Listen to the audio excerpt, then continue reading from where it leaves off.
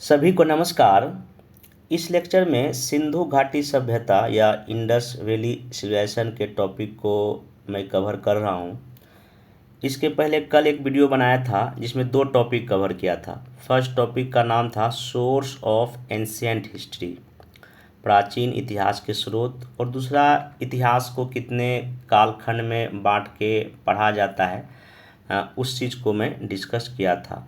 आज ये दूसरा लेक्चर है। दूसरे लेक्चर में तीसरा टॉपिक मैं स्टार्ट कर रहा हूँ और टॉपिक का नाम आपको सामने दिख ही रहा है, सिंधु घाटी सभ्यता या इंडस वैली सिविलाइजेशन। टॉपिक शुरू करने से पहले जो कुछ चीज़ें डिस्कस करना है तो ध्यान से सुन लीजिए। 69 पीपीएससी पीटी को ध्यान में रखते हुए 18 जुलाई से होमवर्क फ्री शुरू किया गया है, जो कि लगभग 65 दिन का है। इस 65 दिन में डे बाय डे कब क्या कराया जाएगा उसका एक डिटेल प्लान मैं आप लोग को दे दिया हूँ। उसका वीडियो भी बना दिया हूँ। जो नए मेंबर हैं तो यूट्यूब पर जाइए, वीडियो देखिए, और टेलीग्राम चैनल का लिंक नीचे दिया गया, उस टेलीग्राम पर ज्वाइन करके पूरा प्लान आप डाउनलोड कर सकते हैं। तो ये कर सकते हैं। उसके बाद जो है जो भी डे बाय डे आपको टॉपिक दिया गया है तो उस टॉपिक को तो आप करें ही करें। बाकी मेरा जो वीडियो है वो या तो टॉपिक के आगे टॉपिक के पीछे आ जाएगा, तो आप मेरा वीडियो मुश्किल से कितना आधे घंटे का, 40 मिनट का, मैक्सिमम 50 मिनट का रहेगा या 1 घंटे का रहेगा। आप जैसे मेरा वीडियो आएगा आप उस वीडियो को देख लें। ये कहीं ना कहीं आपको रिवीजन में तो मदद करेगा ही करेगा। साथ ही साथ अगर आप एनसीईआरटी नहीं पढ़े हैं, देखो टाइम तो है नहीं, तो आपके टाइम को बचाने के लिए ही एनसीईआरटी खास करके क्लास 6 से लेकर 12 तक जितना भी सब्जेक्ट है, हिस्ट्री हो, ज्योग्राफी, पॉलिटी, साइंस, सबका वीडियो आएगा। तो अभी जो है हिस्ट्री टॉपिक चल रहा है, तो हिस्ट्री अगर आप देखिएगा एनसीईआरटी की जहाँ तक बात है तो क्लास 6 में आपका एंशिएंट हिस्ट्री का बुक है, क्लास 6 जो न्यू एनसीईआरटी है। क्लास 12th में 3 बुक आता है एनसीईआरटी का, part first, part second, part third. तो फर्स्ट पार्ट जो है वो प्राचीन भारत ही मतलब एंशिएंट हिस्ट्री है, न्यू एनसीईआरटी की बात कर रहा हूँ। और ओल्ड आपका जो 11th क्लास की है तो उसमें तो आपका पूरा का पूरा एंशिएंट या प्राचीन इतिहास भारत का तो पढ़ना है ही। तो ये जो पूरा का पूरा लेक्चर बनाया जा रहा है मेनली तो एनसीईआरटी का तो सोर्स यूज किया ही जा रहा है। बाकी अगर किसी स्टैंडर्ड बुक में एनसीईआरटी के अलावा भी कोई फैक्ट अगर है, कोई जानकारी है, तो उसको भी इसमें शामिल किया गया है ताकि आपका कोई क्वेश्चन ना छूटे। तो क्योंकि कई बार कॉल आता है या मेरे ज़्यादा क्या हमको एनसीईआरटी पढ़ना चाहिए, अगर आप इस मेरे लेक्चर को सही ढंग से फॉलो कर लेंगे ओके, तो आपको अलग से एनसीईआरटी पढ़ने की ज़रूरत नहीं है। इस टॉपिक को देख लें। अगर आप एनसीईआरटी ओपन करेंगे तो लगेगा नहीं सब कुछ तो कहीं ना कहीं मैं डिस्कस किया ही क्या हूँ। और इसमें कुछ जो चीज़ लिखा हुआ है नोट्स में, तो नोट्स में जो लिखा हुआ तो चीज़ है ही, क्योंकि टाइम बचाने के लिए मैं इसको थोड़ा लिख के लाता हूँ। बाकी जो मैं लेक्चर लेता हूँ, जो बोलता हूँ, आप उसको भी अगर ध्यान सुनेंगे तो वहाँ भी कई सारे क्वेश्चन क्या होगा बनेगा। तो डे फर्स्ट कंप्लीट हो चुका है। उसमें 4-5 टॉपिक था, तो उसमें 2 टॉपिक का मेरा वीडियो आ गया था।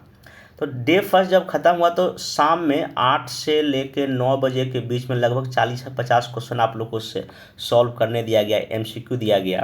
तो कई लोगों ने उसको सॉल्व किया, और जो एमसीक्यू क्वेश्चन जो दिया जा रहा है आप लोग को ग्रुप में, उसमें उसका क्वेश्चन तो रहता ही रहता है, उसमें आंसर भी दिया रहता है। तो आप लोग क्या करें, एक पेज ले लें या ओएमआर शीट ले लें, उस पीडीएफ को डाउनलोड करके जितना टाइम लगे 10 मिनट, 15 मिनट, 20 मिनट, आधा घंटा, जो भी टाइम लगे, उस पीडीएफ के क्वेश्चन को पढ़ के आप या तो ओएमआर में सर्कल कर लें या नहीं तो एक पेज में एक पहला क्वेश्चन इसका आंसर ए है ऐसा करके एक पेज में लिख लें।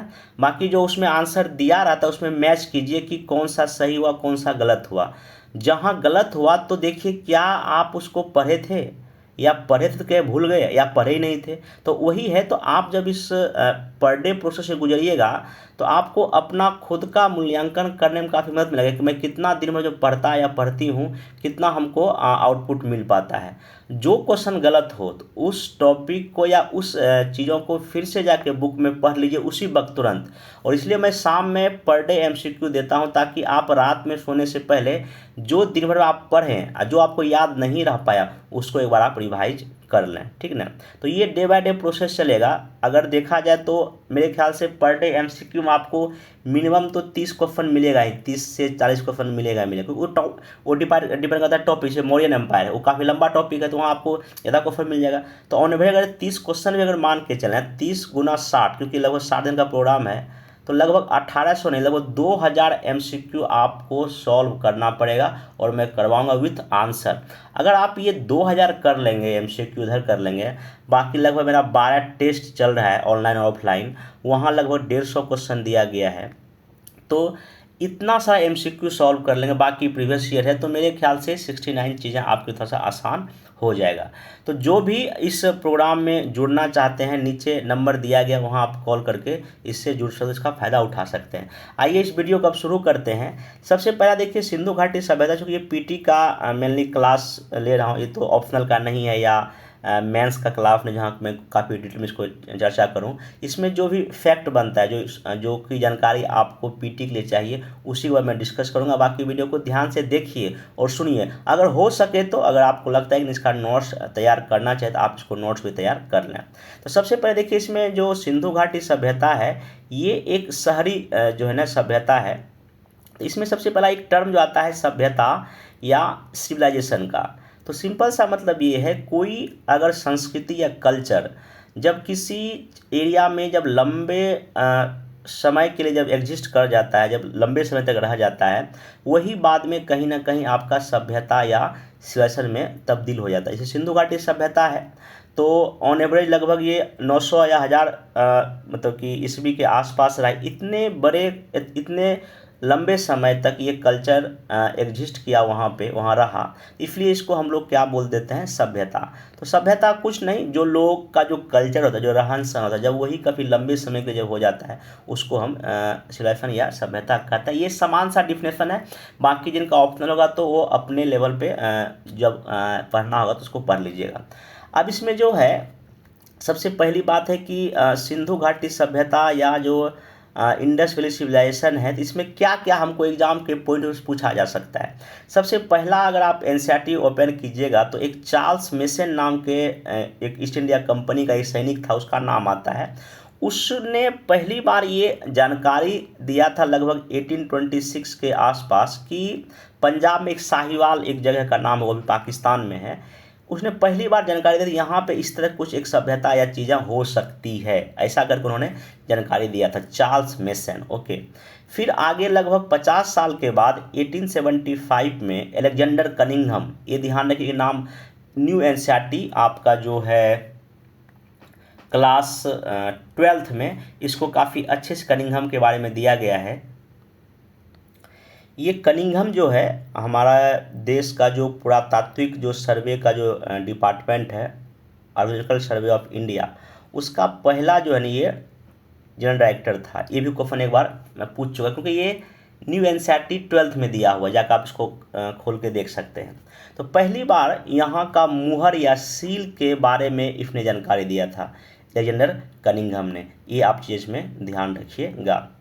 आगे जाके जो है 1921 में दयाराम साहनी जो इन्होंने जो है ना हड़प्पा की जगह की जो ना खुदाई किया। तो अगर आपको क्वेश्चन पूछेगा क्या जो हड़प्पा की खोज किसने किया, तो इन्हीं का नाम आता है, दयाराम साहनी। हाँ, लेकिन पहली बार मुहर की जानकारी जो है ना अलेक्जेंडर कनिंघम ने दिया था, और ये पहला जो है ना जनरल डायरेक्टर था जो हमारे सर्वेक्षण विभाग का, ये ध्यान रखिएगा, ठीक। फिर नेक्स्ट ईयर 1922 में राखाल दास बनर्जी ने मोहनजोदड़ो में खुदाई किया। ये भी आप ध्यान रखिएगा, क्योंकि क्वेश्चन मैचिंग में आता है या ऐसे ही फैक्ट पूछेगा यहाँ का खोज किसने किया। फिर 2 साल बाद 1924, सब जितना भी मैं ईयर लिखा हूँ, ये न्यू एनसीईआरटी में मैं अपने ग्रुप में शेयर भी किया था, वहीं का ईयर लिया गया। 1924 में जो है ना जॉन मार्शल ने पूरे दुनिया के सामने ये घोषणा किया कि नहीं, सिंधु घाटी सभ्यता नाम का एक जो है ना बहुत ही प्राचीन शहरी सभ्यता है। तो ये जॉन मार्शल ने घोषणा किया था। ये भी उसी जो सर्वे ऑफ इंडिया का जो है ना जो पुरातत्व विभाग का, ये भी डायरेक्टर बाद में बना था। तो ये ध्यान रखिएगा, 1924 में जॉन मार्शल ने जो है पूरे दुनिया के सामने ये घोषणा किया कि सिंधु घाटी सभ्यता है, ठीक ना, जो कि मेसोपोटामिया जो इराक में थी। मैं पहले लेक्चर बताया था इराक जहाँ है, इराक में एक सभ्यता था, नाम था उसका मेसोपोटामिया। मैं आगे इसमें डिस्कस करूँगा। तो ऐसा करके इसने घोषणा किया था कब, 1924 में।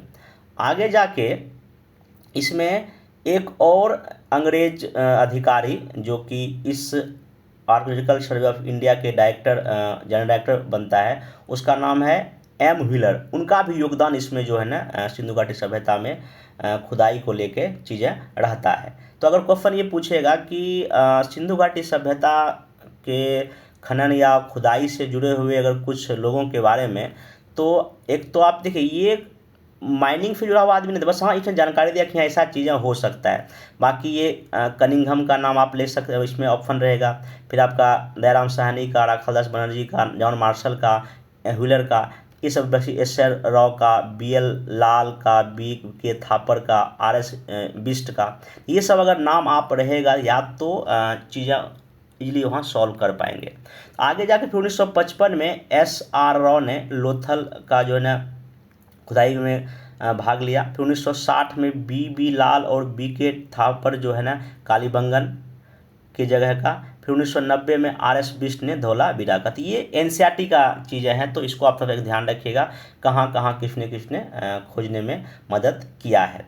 तो ये इसका बेसिक जानकारी हो गया। फिर आगे जो है जो भी खुदाई का जो काम हुआ है उसमें आपका कार्बन डेटिंग C14 का प्रयोग किया जाता है, और इसके आधार पर ये कहा गया है कि जो सिंधु घाटी सभ्यता का जो समय काल है वो लगभग 2350 BC से लेकर 1750 BC तक। मैं BC को मैं कल भी बताया था वीडियो में कि अगर मान लीजिए अभी आप 2023 में जी रहे हैं तो कभी ना कभी तो 1000 ईस्वी भी आया होगा, फिर 500 ईस्वी भी आया होगा, कभी ना कभी 100 ईस्वी भी आया होगा और 1 ईस्वी भी आया होगा, ठीक ना।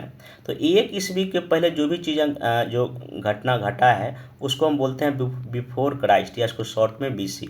अगर बात कहा जा रहा है कि ये 2350 BC से लेके इतना BC तक था, इसका मतलब कि 1 ईस्वी से आप 2350 साल पीछे आइए, इतना पीछे फिर इतना आगे आए, तो मतलब लगभग ये 4300-4400 पुरानी सभ्यता। देखिए ऑन एवरेज डेट है, एग्जैक्ट कोई भी ऐसा नहीं है कि एग्जैक्ट ही है। एनसीईआरटी में खुद लिखा गया है कि जो भी यहाँ डेट या तिथि दिया गया वो एक अनुमान के आधारित है। तो जो मैं चीज़ बोल रहा हूँ अनुमान के आधारित पर ही बोल रहा हूँ, तो ऐसा करके आप, लेकिन हाँ बुक में भी दिया हुआ है कि C14 कार्बन डेटिंग के आधार पर इतना ये समय काल इसको माना गया। तो आप इसको फैक्ट याद रख सकते हैं।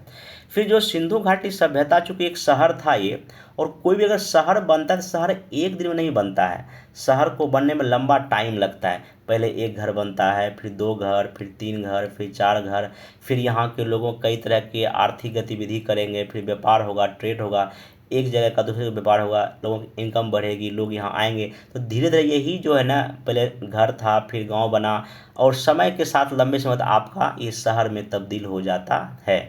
तो यहाँ पे वही चीज़ हुआ कि जो फेज ऑफ जो सिंधु घाटी सभ्यता है, तो उसको 3 फेज में आपके न्यू एनसीईआरटी क्लास 12th में दिया हुआ है।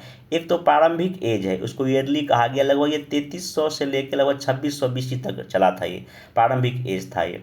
फिर एक मैच्योर, जिसको परिपक्व हड़प्पा कहा जाता है, मतलब यहाँ पे पूरा का पूरा यहाँ पे शहर पूरी तरह डेवलप हो चुका था, ये लगभग इस काल में आपको दिया है। और बाद में लेटर जो हड़प्पा है ये 1900 से लेकर लगभग 1300 BC के आसपास है। तो 3 फेज में आप इसको एनसीईआरटी में दिया, इसमें बता दिया मैं। अब यहाँ पे एक चीज़ और इसमें न्यू एनसीईआरटी में दिया हुआ है कि जब हमारे यहाँ सिंधु घाटी सभ्यता था उस समय जो कंटेम्प्रेरी या समकालीन दुनिया में और कौन कौन सी सभ्यताएं थी, तो इजिप्ट में थी, ठीक है ना। इजिप्ट में यहाँ जो नदी का नाम है नील नदी, ठीक ना। फिर मेसोपोटामिया में यहाँ पे दजला और फरात 2 नदी है, ठीक ना, उसके बीच में था, इराक में है। एक है ह्वांग हो, ये चाइना में है, कहाँ पे है, चाइना में। तो इसको ध्यान रखिएगा कि ये कंटेम्प्रेरी जो है ना, ये इजिप्ट में, मेसोपोटामिया में और ह्वांग और चाइना में ये इस समय सब शहर ही था, इसको थोड़ा आप ध्यान में रखिएगा। नेक्स्ट चलते हैं कि सिंधु घाटी सभ्यता का जो जितना इसका साइड है, जो जगह है, उसको अगर देखा जाए तो वो किस आकार का है, वो त्रिभुजाकार है, ट्रायंगुलर शेप में है। फिर इसका विस्तार या एक्सटेंड कई बार पूछ देता है, तो कहाँ कहाँ नॉर्थ, साउथ, ईस्ट, वेस्ट में है। तो सबसे पहले देखिए नॉर्थ में मांडा जम्मू तक है, फिर साउथ में दैमाबाद महाराष्ट्र तक है, इधर पूरब में मेरठ आलिमगीर तक है, और इधर ईस्ट में और वेस्ट में आपका बलूचिस्तान सुतकोंडोर है। तो ये कभी कभी पूछ देता है मैचिंग में, तो आप इसको अगर ध्यान रहेगा तो चीज़ें आपके लिए ठीक रहेगा। बाकी यहाँ देखिए एक न्यू एनसीईआरटी का ही आपको ये दिख रहा होगा सामने, मैं मैप लाया हूँ। तो इसमें एक बार वीडियो पॉज करके यहाँ पे कौन कौन सा लोकेशन है देखिए, यहाँ सुतकोनगढ़ है, यहाँ देखिए नर्मदा रिवर है, ये देखिए नागेश्वर है, ये रंगपुर है, लोथल है, माही है, चंबल नदी है, साबरमती, धौलावीरा, चौहंदरो, कोटजी, फिर यहाँ पर आपका हड़प्पा, कालीबंगन, बनावली, राखीगढ़ी। ये सब जो लोकेशन है, जब इसको मैं आगे जब पढ़ूंगा तो वहाँ पे दिखा दूंगा समय समय पर। तो आगे चलते हैं। इसके बाद जो है आपका अब ये तो हो गया इसका विस्तार क्षेत्र कहाँ कहाँ था। अब जो यूपीएससी या बीपीएससी अगर क्वेश्चन इससे पूछेगा कि सिंधु घाटी सभ्यता से जुड़े हुए कुछ फैक्ट पूछेगा आपसे, और इसकी कुछ विशेषताएं पूछेगा, क्योंकि सिंधु घाटी एक जो शहरी सभ्यता थी, जहाँ का जो है या तो टाउन प्लान की बात हो जाए या सड़क की बात हो जाए या यहाँ के साफ़ सफाई, सब कुछ एक एडवांस था। तो इसलिए एक जो है ना अच्छी सभ्यता थी, इसलिए यहाँ पे विशेषता हमको पढ़ना पड़ेगा। तो सबसे पहला अगर इसका शहर या टाउन प्लानिंग देखा जाए तो इसमें मैक्सिमम जो शहर है आपका वो कितने पार्ट में बटा हुआ है, 2 पार्ट में बटा हुआ है। ये न्यू एनसीईआरटी में एक दिया हुआ है ये मैप इस तरह से। तो जो पश्चिम तरफ था इसको दुर्ग कहा गया, जहाँ पे माना जाता है कि अमीर लोग निवास करते थे, और इधर निचला भाग में जो है लोअर पार्ट में जो बस्तियाँ थी, तो यहाँ पे माना जाता है कि जो है जो सामान जो आम आदमी यहाँ निवास करते होंगे। तो मैक्सिमम शहर जो है इसमें आपका 2 पार्ट में है, लेकिन जो एक शहर है उसका नाम है आपका धौलावीरा, जो वो 3 भाग में जो है ना विभाजित है। एकमात्र शहर है जो कि 3 पार्ट में है। एक क्वेश्चन पूछा जा सकता है, उसका नाम है धौलावीरा, जो कि गुजरात में है, उसको मैं आगे डिस्कस करूँगा, ठीक ना। तो मेनली जो टाउन प्लान है इसका 2 पार्ट में देखने को यहाँ पे मिलता है। ये हो गया।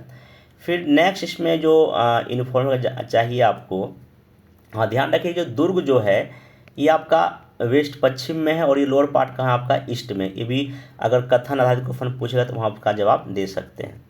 फिर यहाँ का जो जल निकासी प्रणाली थी, जो ड्रेनेज सिस्टम था, वो काफ़ी अच्छा था। यूपीएससी क्वेश्चन इस बार इसके पहले एक 2 और क्वेश्चन पूछ चुका है इस एक चीज़ों को लेके। यहाँ का जो रोड है एक दूसरे को जो जैसे कि ऐसे रोड है मान लीजिए ये, ठीक है ना, यहाँ आके मिल गया, ये क्या हो गया 90 डिग्री। तो रोड जो है ना एक दूसरे को परपेंडिकुलर या समकोण पर काटती है। बाकी यहाँ पे जो है ना पक्की ईंटों का प्रयोग हुआ है, जो भी बिल्डिंग बना है यहाँ पे पकी हुई ईंटों का प्रयोग आपको देखने को मिलता है। जो भी दीवार है, जो भी भवन का दीवार है, उस पर कलर किया गया, रंग किया गया, और दरवाजे में जो है ना लकड़ी का भी प्रयोग हुआ। ये सब आपका एनसीईआरटी में सब आपको साक्ष्य दिया गया है या इसमें जानकारी दी गई है। तो अगर कभी आपको जो कथन बना कर अगर क्वेश्चन पूछ लेगा कि पक्की ईंटों का प्रयोग होता था, एवं होता था, फिर दीवार को रंगा जाता था, दरवाजे इसके जो है ना आपका लकड़ी का बना होता था, जो सड़क एक दूसरे को समकोण पे काटती थी, तो आप इसको चीज़ों को बता सकते हैं। आगे इसमें जो है अगर बिल्डिंग की अगर बात करें तो लगभग हर एक घर में एक जो है ना आंगन भी होता था। ये ओल्ड एनसीईआरटी में ऐसा चीज़ें दिया गया है।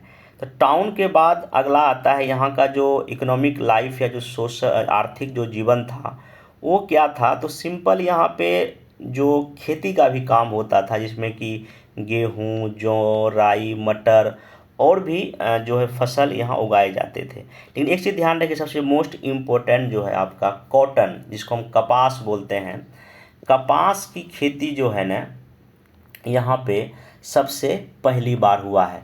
बाकी यहाँ तिल की भी खेती, तिल की खेती ध्यान रखिएगा। उसके साथ ही साथ यहाँ जो है ना सरसों भी उगाया जाता था। तो अगर कभी क्वेश्चन पूछ देगा कि क्या यहाँ गेहूँ, जौ, राई, मटर, तिल ये सब की खेती होती थी, तो ये आपका यहाँ पे बता सकते हैं कि हाँ ये इसकी खेती यहाँ पे होती थी। आगे यहाँ पे जैसे कि मोहनजोदड़ो है या हड़प्पा में है या कालीबंगन में अनाज रखने के बड़े बड़े जो है ना क्या थे, वेयर हाउस, गोदाम था। तो 3 शहर आप ध्यान रखिएगा, मैं भी बोल देता हूँ, हड़प्पा, मोहनजोदड़ो और कालीबंगन। ये 3 ऐसा शहर था, एनसीईआरटी का फैक्ट है, जहाँ पे अन्नागार या वेयर हाउस, जहाँ अनाज को रखा जाता था। इसको आप चीज़ें थोड़ा सा ध्यान में रखिएगा, ठीक। उसके बाद यहाँ पे जो सिंधु घाटी सभ्यता के लोग कई तरह के जानवर भी रखते थे, पालते थे, जिसमें कि आपका बैल, गाय, भैंस, बकरी, ये सब होता था, ठीक ना। पालतू जानवर भी था, जैसे कि बिल्ली हो गया, इनका पालतू जानवर था, कुत्ता इसका पालतू जानवर था, ठीक ना। और यहाँ लेन देन के लिए ना वस्तु विनिमय प्रणाली थी, मतलब कि वस्तु के बदले ही वस्तु दी जाती थी। इसको अभी हम लोग तो पैसा यूज करते हैं, सिक्का यूज करते हैं या करेंसी यूज करते हैं, लेकिन उस समय ना वस्तु के बदले लोग वस्तु देने का करते थे। ये भी पूछेगा कि सिंधु घाटी सभ्यता में बार्टर सिस्टम था, एकदम था, इसको ध्यान रखिएगा, ठीक। उसके बाद ना एक कालीबंगन से जो है ना हल रेखा का जो है ना एक साक्ष्य मिला है। मेनली जो भी जो जुताई के लिए जो हल का प्रयोग किया जाता था वो लकड़ी का बना होता था, प्लग से जो है ना लकड़ी का था। लेकिन हाँ, कालीबंगन से एक हल रेखा का आपको साक्ष्य देखने को मिलता है। कालीबंगन कहाँ है? राजस्थान, ब्रैकेट में लिखिए राजस्थान, ठीक। अब नेक्स्ट आर्थिक जीवन के बाद जो आते हैं इसमें आपका हाँ कुछ और आर्थिक जीवन में इकोनॉमी को देख लीजिए।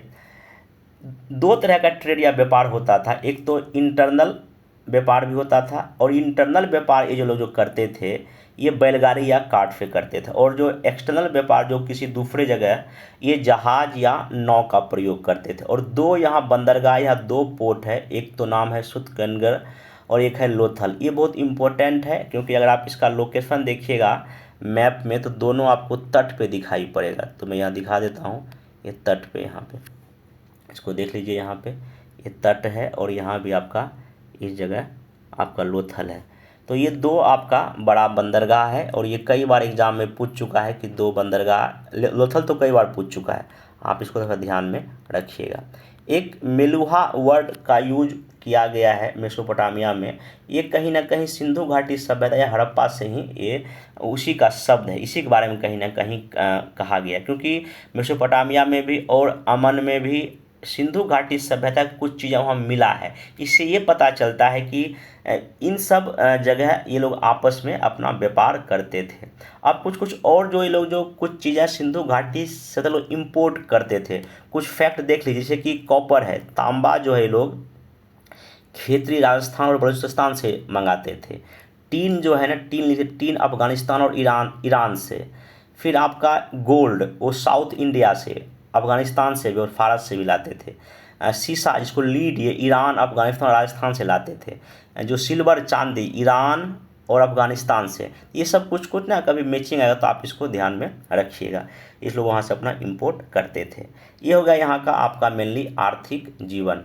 आर्थिक जीवन के बाद आइए इसके सोशल लाइफ अगर हम बात करें तो सबसे पहले यहाँ जो है ना, चूँकि उर्वरता की देवी या जिसको उर्वरता की देवी की पूजा होती थी, यहाँ पे साक्ष्य मिला है, इसलिए ऐसा कहा जाता है यहाँ मातृफत्तात्मक या जो समाज यहाँ का जो है महिलाओं को ठीक ठाक यहाँ पे सम्मान मिलता था। और यहाँ के लोग कॉटन का तो कपड़ा पहनते ही पहनते थे, साथ साथ ऊन के भी पहनने के साक्ष्य यहाँ पे दिखाई पड़ता है। अब यहाँ का समाज में क्या समानताएं या क्या विषमताएं थी, इसको जानने के लिए जो है जब लोग मर जाते थे उसके शव को दफनाया जाता था, ठीक ना, समाधान पद्धति या ब्यूरल्स। इसमें जब इसका खुदाई हुआ है तो पता चला है यहाँ पे कुछ चीज़, जैसे कि शव के बगल में जो ना जो कॉपर मिरर, मतलब कि तांबे के दर्पण मिले हैं, और महिला या पुरुष के जो शव के नीचे जो है ना आभूषण या ज्वेलरी मिला है, ठीक है। तो ये ध्यान रखिएगा कि जो जब इन लोग जब दफनाया जाता था, दफनाने के साथ साथ जो कुछ सामान भी उसके साथ वहाँ पे रख दिया जाता था, इसको आप ध्यान रखिए। बाकी एक जैसे कि यहाँ पे देखिए कॉपर का जो है ना आगे एक जो मिरर है उसका एनसीईआरटी में दिया हुआ, ये देखिए ऐसा यही है आपका कॉपर मिरर इस तरह से, तो ये आपको नीचे उसमें मिला है, तो ये थोड़ा ध्यान रखिएगा। आगे अगर हम बढ़ें तो इसमें आपका सोशल लाइफ के बाद जो आ जाता है धार्मिक जीवन। तो धार्मिक जीवन का जो सबसे बड़ा जो फैक्ट ये ध्यान रखिएगा, यहाँ किसी तरह के टेम्पल या मंदिर का हमको साक्ष्य नहीं, लेकिन हाँ पूजा होती थी। यहाँ के लोग पूजा करते थे, पेड़ के भी पूजा करते थे, एनिमल्स की भी पूजा करते थे, और उर्वरता की देवी मतलब कि गॉडेस ऑफ जो है ना अर्थ की यहाँ पे पूजा होता था। और इनके लिए जो है ना कुबर वाले सांड हम्प्ड बुल है, ये ज़्यादा इम्पोर्टेंट इन लोग के था। बाकी लोग ना धार्मिक जीवन में घोस्ट या एविल फोर्स मतलब भूत प्रेत पर काफ़ी विश्वास करते थे, इसलिए ये ना ताबीज पहनते थे। तो ये भी स्टेटमेंट बेस्ड अगर क्वेश्चन पूछेगा तो आप इसमें आराम से जवाब दे सकते हैं। आगे अगर इसका आर्ट एंड क्राफ्ट देखिएगा, कला संस्कृति देखिएगा, तो ये लोग ब्रॉन्ज या कांसा का प्रयोग करते थे। मृतभान पोट्री जो है ना इसमें रेड एंड ब्लैक वेयर के होते थे, ध्यान रखिएगा, ठीक। और जो मृतभान जो पोट्री है उसके ऊपर लाइंस बने हैं, डॉट बने हैं, ट्री के आपके फिगर हैं, एनिमल्स के हैं। एक ना यहाँ पे नर्तकी जो डांसिंग गर्ल का एक मिला है, ये ब्रॉन्ज का है, ध्यान रखिएगा, कांसा का है। ये भी अगर क्वेश्चन पूछा जा चुका, और ये मिला कहाँ है, मोहनजोदड़ो से, ठीक। नेक्स्ट चलते हैं, अग्नि में पकी मिट्टी को बीपीएससी क्वेश्चन ये पूछ चुका है, इसको टेराकोटा कहा गया है, तो ये ध्यान रखिएगा, ये लोग यहाँ काफ़ी ज़्यादा बनता था। फिर कुछ मुहर या सील, ठीक ना, मुहर या सील जो है यहाँ का सबसे जो है ना एकदम ग्रेटेस्ट या सर्वोत्तम कलाकृति था, क्रिएशन था, ये ध्यान रखिएगा।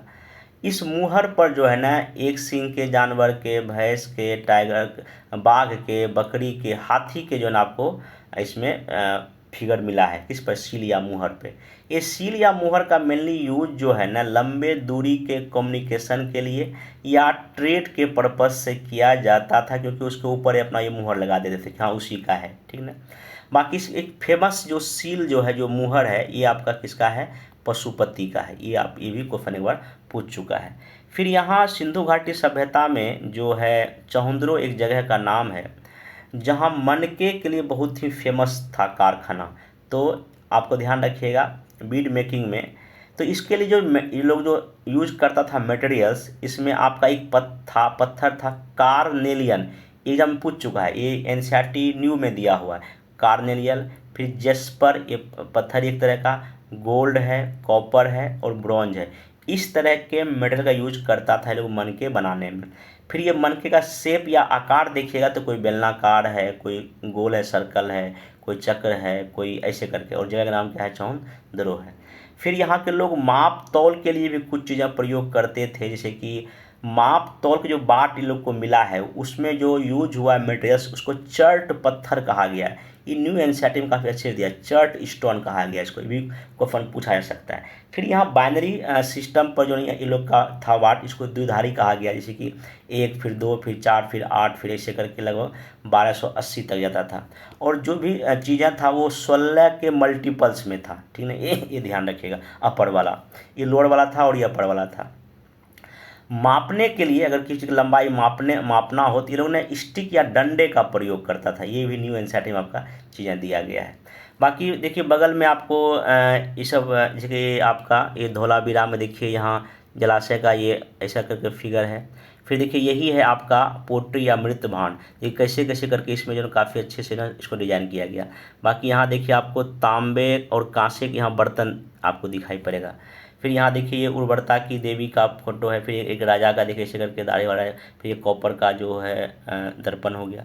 ये सब चीज़ें यहाँ पे एनसीईआरटी न्यू में दिया गया है। बाकी राजनीतिक यहाँ का कैसा था, कोई राजा था या नहीं था, इसके बारे में कोई क्लियर एविडेंस नहीं है, तो इससे क्वेश्चन मेरे ख्याल से नहीं ही पूछे, क्योंकि जब एनसीईआरटी में खुद बुक में भी चीज़ें क्लियर नहीं कि यहाँ पे। हाँ लेकिन ये है कि इतनी बड़ी जो सभ्यता देखने के बाद ये पता चलता है और सब में लगभग समरूपता दिखाई पड़ती है। ऐसा हो सकता है कोई ना कोई एक फेटलाइज चीज़ें हो, राजा हो जो कि शासन करता, लेकिन ऐसा कोई हम गारंटी के आधार पर नहीं कह सकते हैं, ठीक है। तो ये हो गया। अब इसमें जो है ना जितना भी साइट या शहर है उसके बारे में कुछ चीज़ें जान लेनी चाहिए। अब इसमें इम्पोर्टेंट जो कुछ साइट है उसके बारे में आपको जानना बहुत ही ज़रूरी है। तो एक पेज ही मैं इसमें सेट कर दिया हूँ हिंदी और इंग्लिश दोनों में, तो आप इसमें, क्योंकि हिंदी में कुछ अलग आपको एक्स्ट्रा मिल जाएगा, हिंदी में इंग्लिश में कुछ अलग मिल जाएगा। दोनों अगर मिला कर पढ़ लेंगे तो आपके पास ज़्यादा जो है इन्फॉर्मेशन हो जाएगा। जैसे इसमें आपको जिसे पढ़ना क्या है, जैसे मान लीजिए हड़प्पा साइड है, ठीक। तो हड़प्पा का सबसे पहली बात तो ये आपको ये ध्यान रखना है कि जो है ना ये है कहाँ, ठीक ना। ये पाकिस्तान में भी है और किस नदी के किनारे, रावी नदी के किनारे है। इसका जो उत्खनन का काम किसने किया था, दयाराम साहनी ने। और आप ईयर भी याद रख सकते क्योंकि ये पहला आपको ईयर तो याद रखना ही चाहिए। अब यहाँ जो जो चीज़ें मिला हुआ है, ठीक ना, इसके सारे पॉइंट को आप एक बार क्या करेंगे, जब रीड कर लेंगे तो पता चलेगा। इसमें एक चीज़ मैं बोल देना चाहता हूँ, यहाँ अपने एक ना कब्र मिला है, ये इधर देखिए लिखा होगा आपको R37 कब्रिस्तान मिला। ये एक बार यूपीएससी में इस तरह क्वेश्चन पूछ चुका है। बाकी जैसे कि यहाँ जो है ना अनाज रखने के लिए अन्नागार है, या जो है ना यहाँ पे कुछ मछुआरे का चित्र है, या शंख का बना बैल है, तो ये सब कुछ चीज़ें यहाँ पे दिया गया है, इसका देख लीजिएगा। फिर अगर मोहनजोदड़ो की अगर बात की तो ये कौन नदी पर है, सिंधु नदी के किनारे है।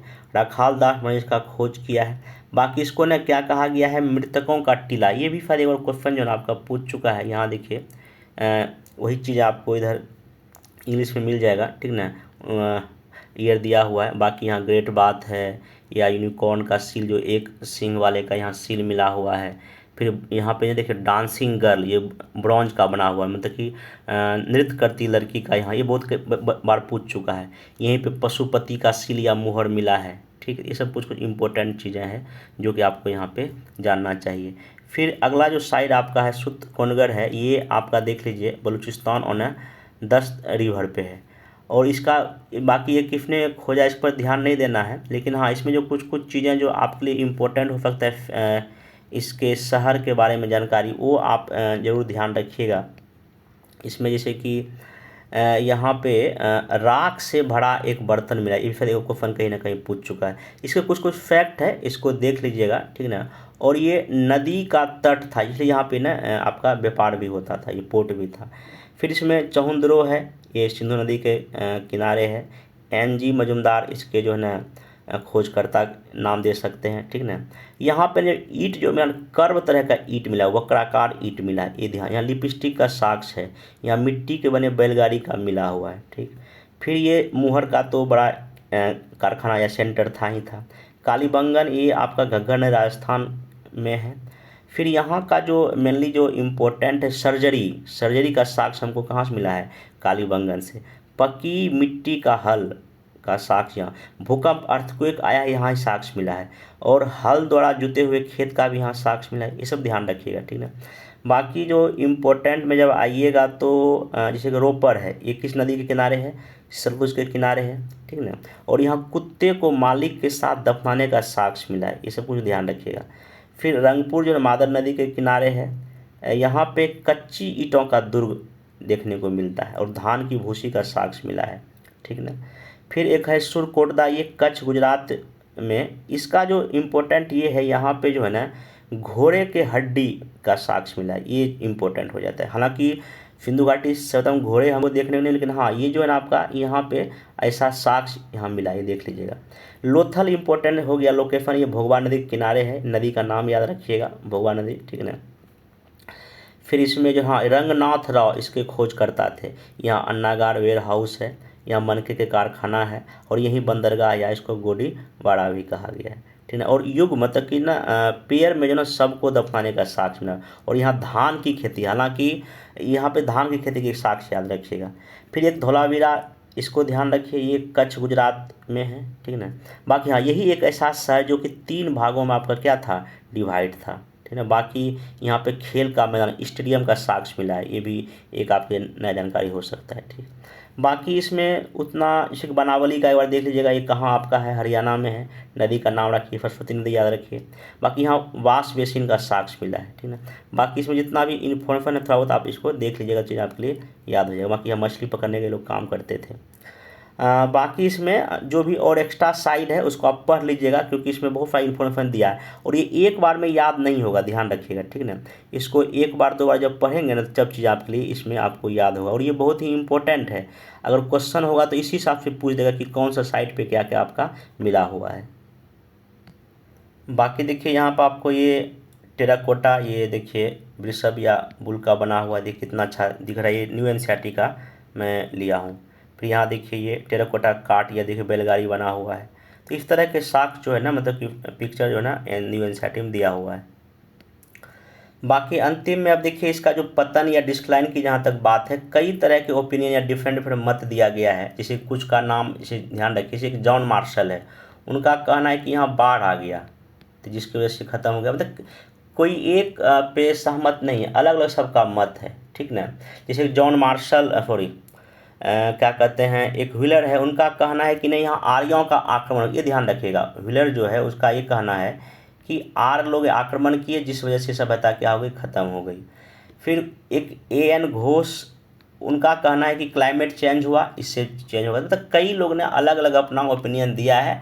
तो चूँकि ये ऑप्शनल का टॉपिक हो जाता है कि सिंधु घाटी सभ्यता के ख़त्म होने में किसी एक फैक्टर का जिम्मेदार नहीं, बल्कि कई सारे कारक मिलके जो है ना काम किया, जिसके वजह से ये चीज़ें जाके आगे जाके ख़त्म हो गया। इतना इसको आप ध्यान रखिएगा। बाकी आपसे ये पतन के बारे में मेरे ख्याल से नहीं पूछेगा। हाँ, अगर पूछेगा तो कथन देगा 1 2 3, तो इसमें सब कारण हो जाएगा, ठीक है, क्योंकि कोई एक कारण यहाँ पे मान है ही नहीं।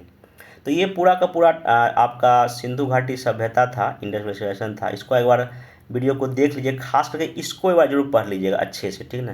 मैंने इंपॉर्टेंट साइट ही बताया हूँ, सब नहीं बताया हूँ। ये बहुत मोस्ट इम्पोर्टेंट यही है मेरे ख्याल से इस पूरे लेक्चर का। इसको एक बार जरूर देख लीजिएगा, क्योंकि जब तक याद होगा तो चीज़ आपके लिए अच्छा होगा, ठीक। तो बाकी इसमें जो भी चीज़ें था मैं कोशिश किया आपको बताने का, ठीक ना।